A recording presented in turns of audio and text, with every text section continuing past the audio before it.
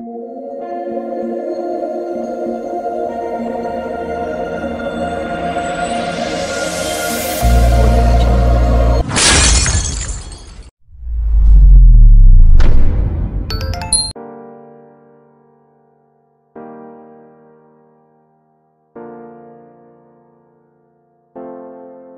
chute du guide libyen Mohamed Kadhafi est synonyme d'une porte libre aux ravisseurs tous azimuts. Depuis sa mort, les milices rivales se disputent le pouvoir, et l'organisation État islamique a profité du vide étatique pour monter en puissance.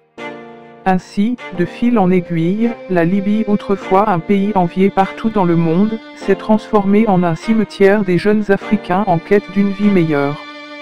Ces jeunes sont victimes d'une pratique inhumaine qui a longtemps marqué négativement les générations en Afrique. Autrement dit, ils sont vendus comme des esclaves à un prix insignifiant.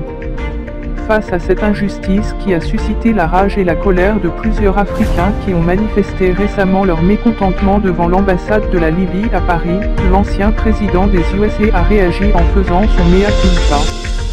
C'est à la faveur d'une interview accordée à la chaîne Fox News que l'ex-locataire de la Maison Blanche, Barack Obama, a reconnu que la pire erreur de son séjour à la Maison Blanche avait probablement été le manque de suivi après l'intervention militaire en Libye en 2011, qui a mis fin au régime du guide libyen Mouammar Kadhafi.